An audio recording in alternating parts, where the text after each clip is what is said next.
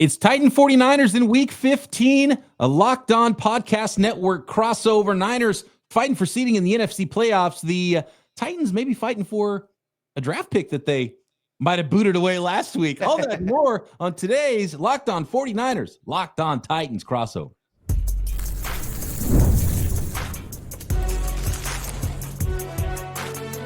You are Locked On NFL crossover, part of the Locked On Podcast Network.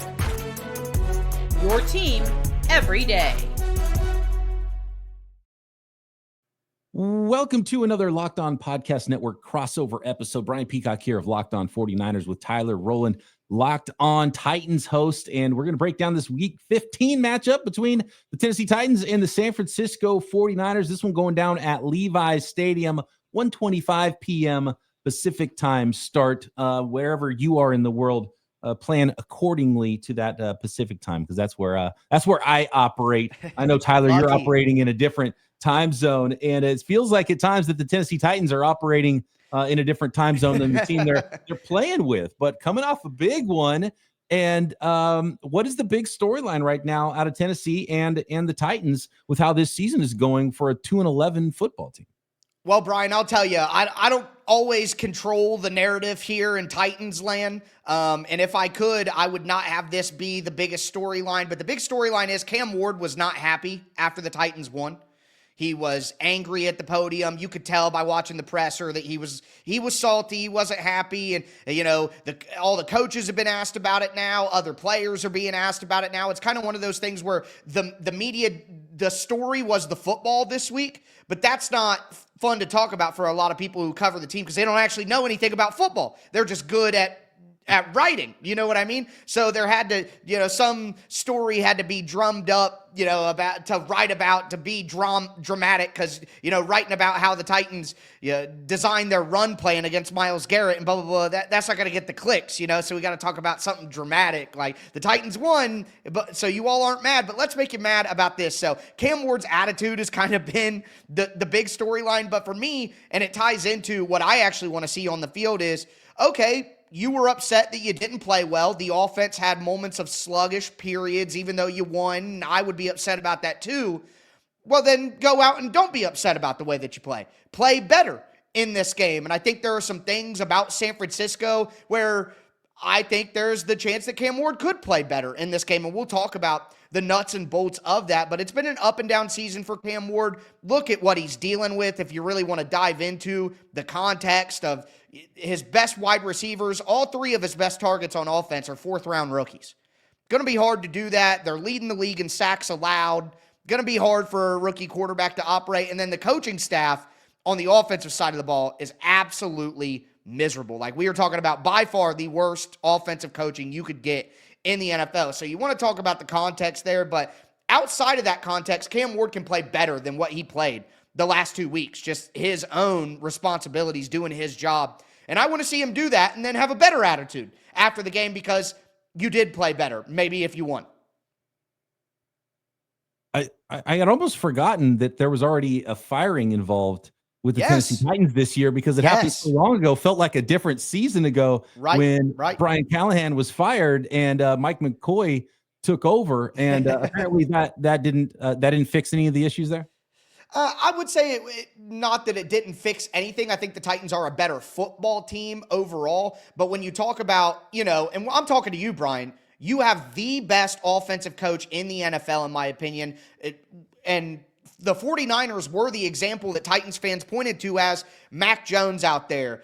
The offensive line banged up. You don't have Kittle. You don't have Jennings. You don't have Pearsall. You don't have Ayuk. I mean, Sean McVay, Kyle Shanahan, all the names up in my head. Kyle Shanahan was able to build a plane, he's able to build the Iron Man suit with a box of scraps in a cave. You know what I mean? While the Titans don't have excellent parts to work with, but it's just so obvious for me as someone who watches the tape to see, they're scheming up open guys, even though the talent isn't there. They have a smart plan to attack what the defense does best and attack their tendencies. The Titans don't do that every week. They have a very basic scheme. And in Cincinnati, there are complaints about that too, because it's a similar scheme, because that's where Callahan came from, where they aren't very diverse in their passing game. And the Titans don't have the talent the Bengals have. So it's not even going to be close to what they're doing. So I would say that the team, like the in-game management, motivating the team, all that different stuff that a coach does, that has gotten better than Brian Callahan, because that was his biggest problem areas. But as for like the creativity of the scheme on offense and helping getting some of these guys open and helping your young players by the coach doing part of it, the Titans are 32 out of 32, 33 out of 32 in that in the NFL. It's funny because you bring up coaching, because that's the big storyline to me this week for the San Francisco 49ers is coming off a bye for the Niners. So they will be well rested for this game against the Tennessee Titans. Yes. Which probably doesn't bode well for the Titans. Yeah. Titans on the road off a big win. Really, for the 49ers, you don't want to look past the Titans. One of the worst teams in the NFL. I thought for a second you were going to say that Cam Ward was upset because they screwed up their chance of the number 1 pick in the draft. No, that's just the fans. Trading all that. And I know fans always want the teams to tank, and it's just not reality for the people in the building. It's so hard to do.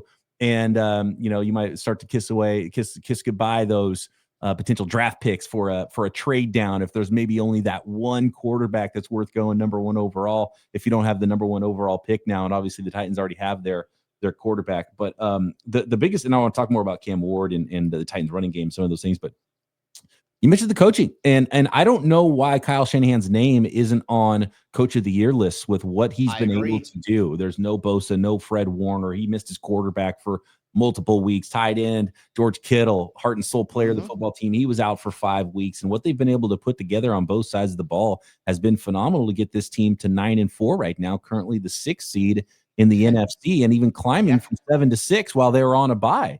And when you look around the league, and some, I know how fans are, Tyler, and sometimes fans, they don't like the way a certain coach is doing things. Maybe they screw up late in the game, or they screw up a draft pick or whatever, and they're like, man, this guy's got to go. And for the 49ers fans, you look around the league and you look at some coaching staffs, and it's like, man, the 49ers right now are very lucky to be in the situation they are. And I think the coaching staff, Kyle Shanahan, bringing back Robert Saleh, defensive coordinator, has been massive for this team.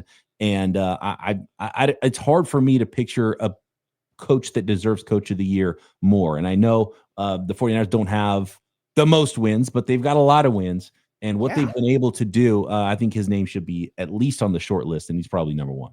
And I think you're probably right about that, even looking into some of the data. Like, I'm not watching the 49ers as much as I'm watching the Titans each week, although I keep my eye on everything, as you do as well, as just football fans.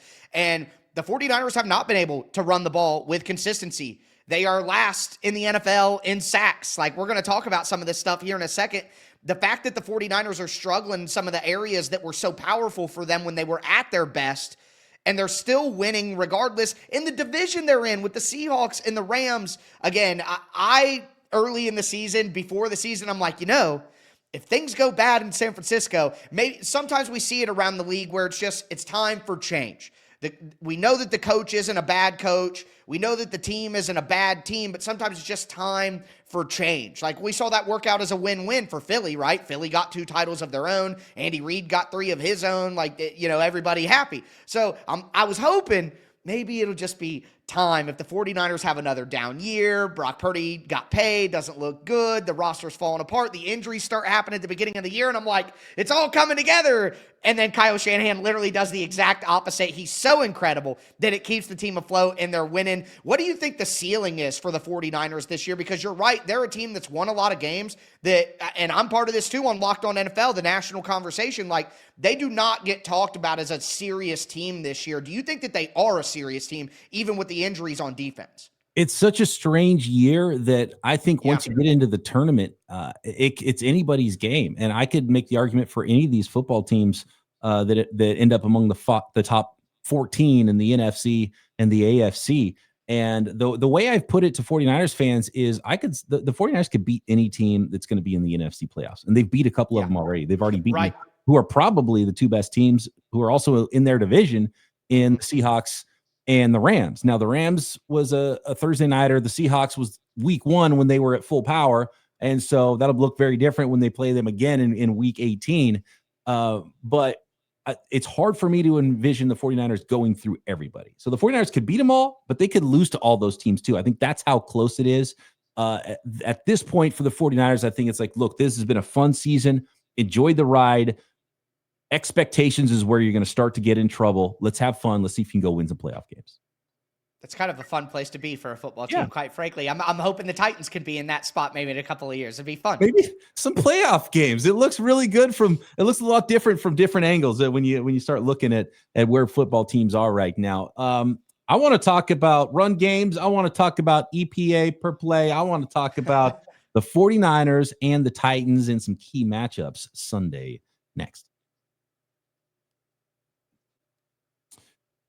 Today's episode of Crossover Thursday, as are all Crossover Thursdays, brought to you by our friends at Prize Picks. The holiday season is one of the best times for sports. We're talking bowl games, big basketball matchups, playoff pushes. It's all happening at once. And while we're all making choices every day, one of the most fun places to make the right call is Prize Picks because it pays off.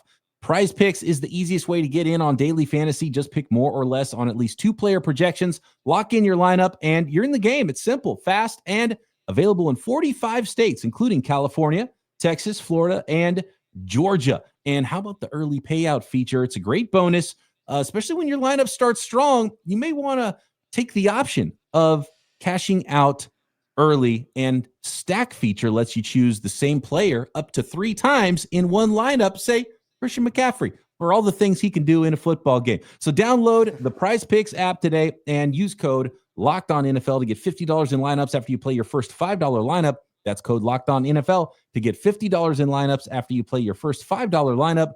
Prize Picks, it's good to be right.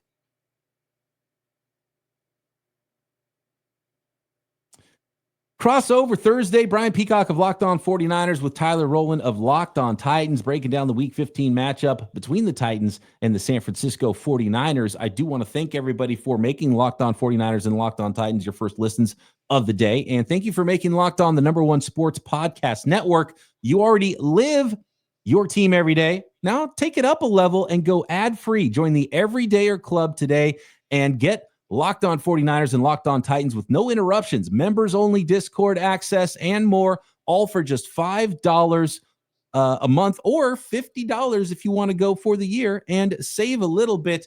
Just go to LockedOnPodcasts.com for more information or check the link in the show notes to learn more.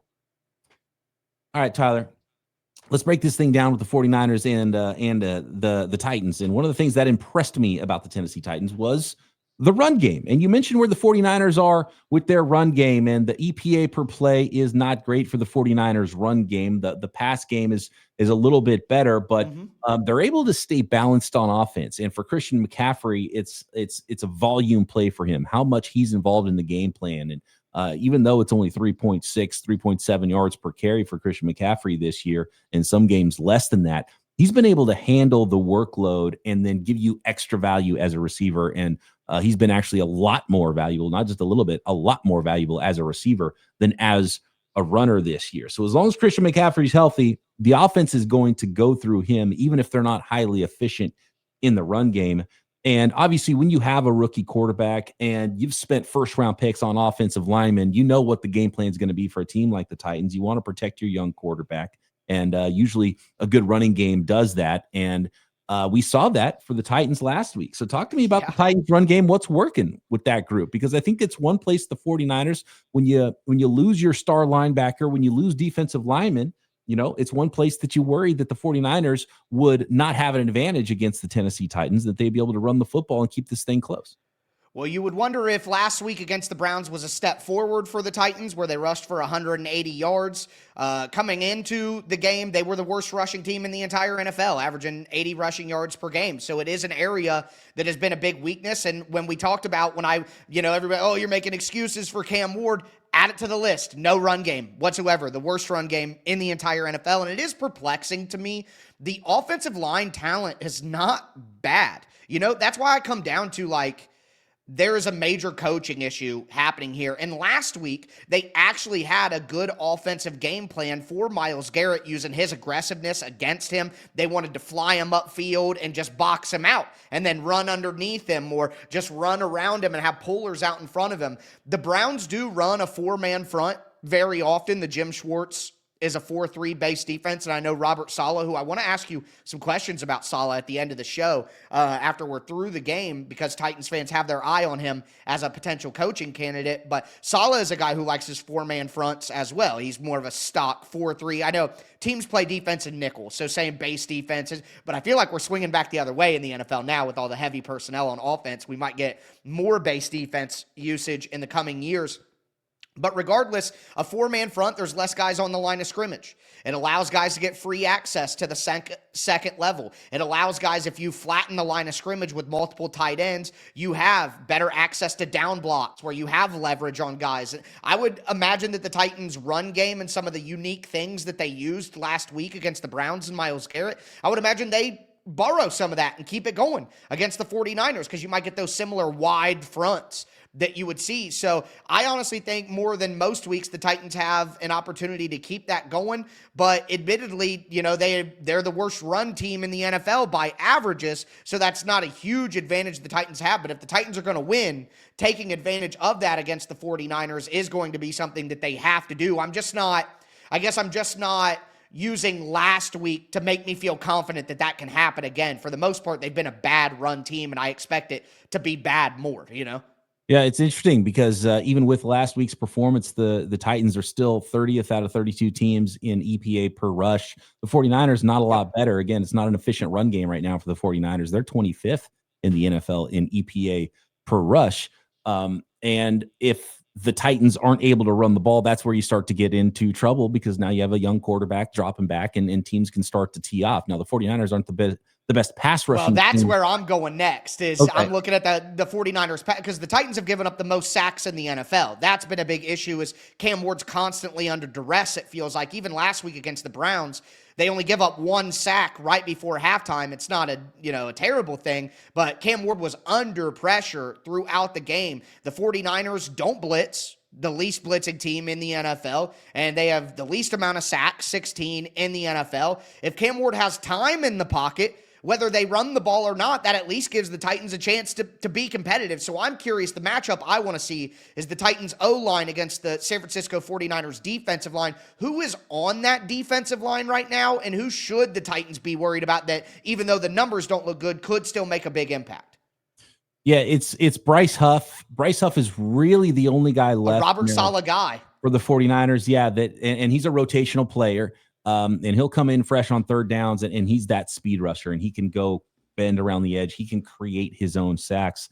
And there's not many other players on the 49ers roster that are left at this point that can create their own sacks. And that's why they've got so few sacks this season. We have seen a nice little bump from Keon White, who was someone who was traded before the trade deadline, who's a former second-round pick from the New England Patriots.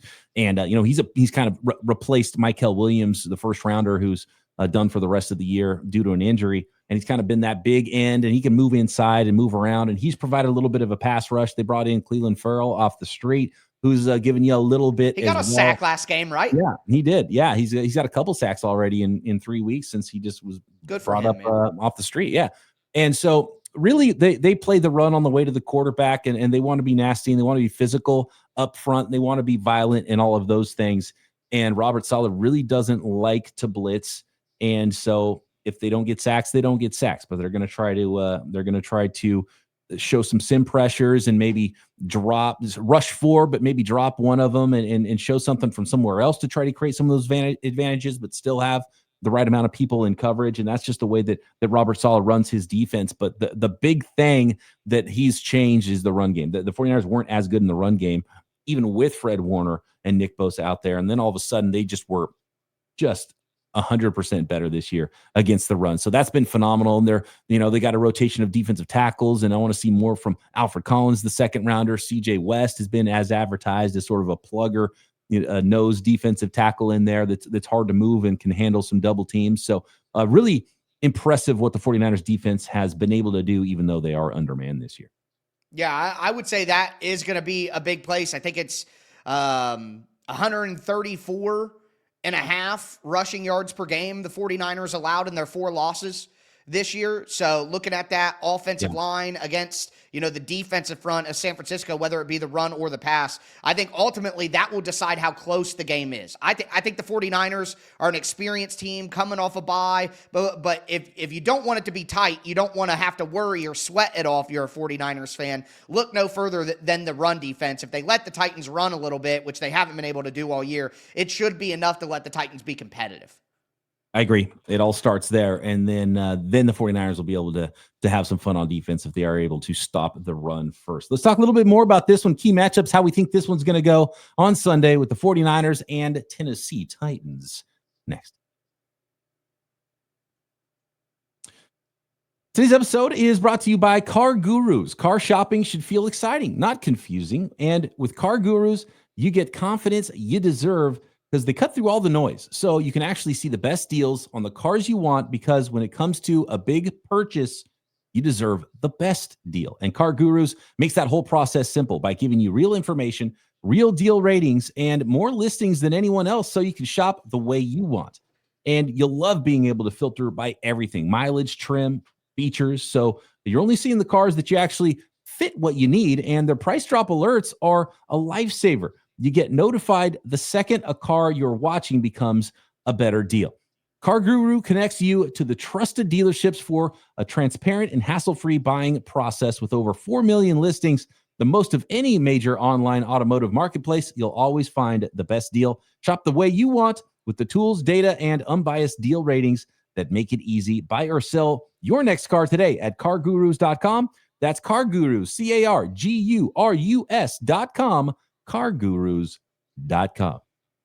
This episode is also brought to you by ZocDoc. Guys, come on. It's 2025. It's almost 2026. And those days of waiting for something to become a full-blown emergency before you see a doctor, they're over. No more walking it off for 6 months. No more pretending that weird shoulder stiffness is just sleeping on it wrong. It's time to take your health seriously, and ZocDoc makes that easier than ever. And I've been doing that my whole life. I know how it is, dudes. You just say, yeah, it's okay. Well, we'll check on it later. It's smarter to not do that. And I've really turned over a new leaf in that. And you can too with ZocDoc, because staying healthy is more than hitting the gym or eating right. It's about actually getting things checked out when something feels off. Real appointment times are listed, including same-day visits. Using ZocDoc makes scheduling so easy for in-network doctors, and booking right there in the app. Super helpful for routine checkups and those little issues you've been meaning to get checked out. So stop putting off your doctor's appointments and take care of what you need. Go to ZocDoc.com/LockedOnNFL to find and instantly book a top-rated doctor today. That's ZocDoc, ZocDoc.com/LockedOnNFL, ZocDoc.com/LockedOnNFL.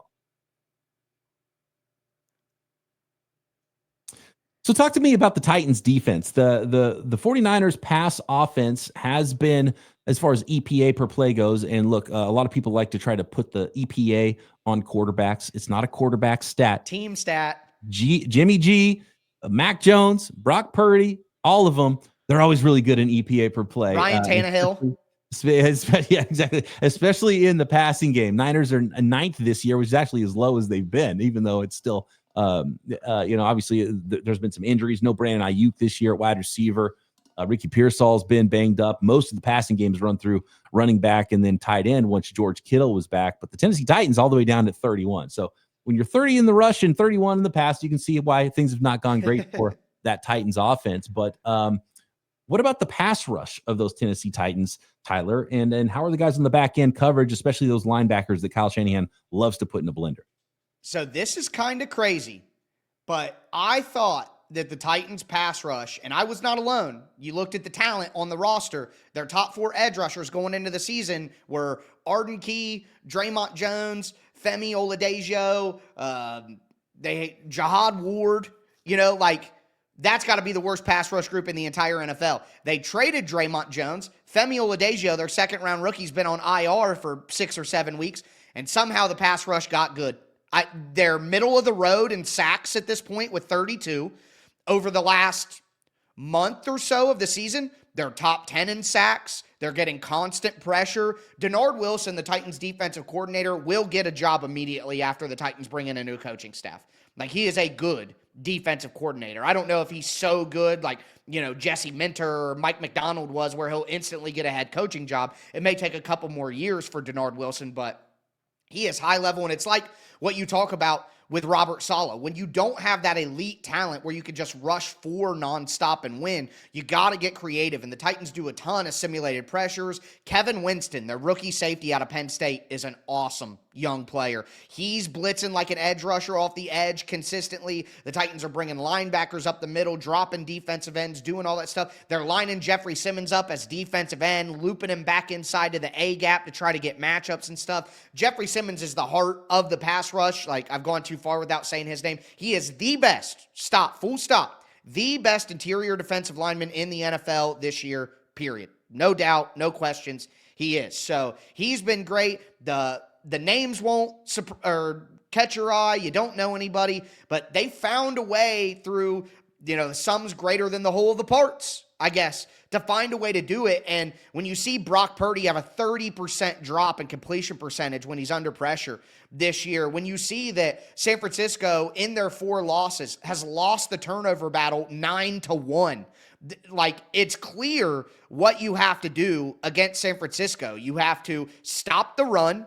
You have to run the ball. You have to get turnovers. And I think you get those turnovers by forcing Brock Purdy to hold the ball and throw it downfield, because most of his work is 10 yards and under. Well, what do you think the odds are that the Titans are able to do all of those things against the 49ers on Sunday? How do you think this one's going to go, Tyler? I think that the Titans are actually able to be respectable on the defensive side of the ball. I don't think that they're going to be able to deal with the yards after catch threats of the 49ers. I think McCaffrey and Kittle will just kind of give them trouble, because what you're talking about is taking advantage of linebackers over the middle of the field. And second-year linebacker for the Titans, Cedric Gray, is like second in the NFL in tackles. He's an athletic hitter. He's flying all over the place. But Cody Barton, the veteran, who I'm sure you know, he is looking like my friend who also covers the Titans says he runs like he has glass in his cleats. Oof. And like, that is the truth. So I think that Shanahan will be able to take advantage of, and the Titans safeties, Kevin Winston's a great physical young player, but he struggles with route recognition and being in space over the middle. Amani Hooker and Xavier Woods, the other 2 safeties for the Titans, are slow by NFL standards. I just think Kyle Shanahan's going to put the middle of the field defenders in a blender at the end of the day, and that's where it'll take advantage. But I think Brock Purdy will be under pressure, and I think they'll have to deal with the Titans' defensive line and offensive line, who I think can win the game, like win their matchup in the game. But everything else, I think, will skew so hard to San Francisco that I have a hard time off of a bye saying the Titans will win the game. But I think they'll be more competitive than maybe people will think. Yeah, there are some matchups that I think the Titans can win in this game. And like you said, I mean, the turnovers is a big one. I don't know if I can envision a Titans upset of the 49ers without some turnovers going the other way. That's going to be key number 1 for the 49ers, is to protect the ball. And we'll see if if it's sort of a close to the vest scheme from Kyle Shanahan in this one to try to prevent that. And we might see more of the same and a lot more number 23, Christian McCaffery, out there for the 49ers offense, running and receiving. It's interesting. You were talking there, and you mentioned Robert Saleh and then Denard Wilson, and there might be just a DC swap in the offseason, because I know that Robert Saleh is going to get head coaching interviews. I don't know if he's going to get a job, but if he does, the Niners are going to need their 5th defensive coordinator in 5 years. And it would be nice to have a young, well-respected defensive coordinator instead of some weird stuff that happened in between D'Amico Ryans and getting Robert Saleh back. And if you think about like the coaching tree or the path, like Denard Wilson studied under Mike McDonald, and Mike McDonald is known as like an anti-Shanahan, like a Shanahan stopper guy. Like, he does his best work against those offenses. And Denard Wilson has experience with that from their time together in Baltimore. And a lot of smart coaches, and I think smart people, understand their flaws and their weaknesses and are able to support themselves with the talent around them. And I think if you're Kyle Shanahan, you go, hey, this guy runs a scheme that does pretty good against what I do. Let's bring him in, and not only is that an advantage for us, but I might be able to learn some of the things that he does and make my own offense better by having answers. I did want to ask more about Saleh before we do anything, because I think you're right. Denard Wilson would be a home run defensive coordinator hire if Saleh is hired. But I'm really high on Saleh as an option for the Titans. The Titans are desperate for a force of personality. They're desperate for a guy who can lead an organization and be a true North Star. So more than the defensive acumen of Saleh, I think he does represent that. What's been your take on Saleh's return and reunion with the 49ers? Do you think he should get another head coaching opportunity?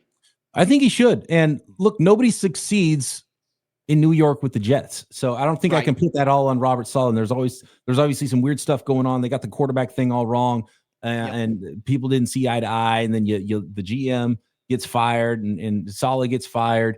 I've been even more impressed with Saleh this year, seeing how things were and seeing how instantly he fixed everything and how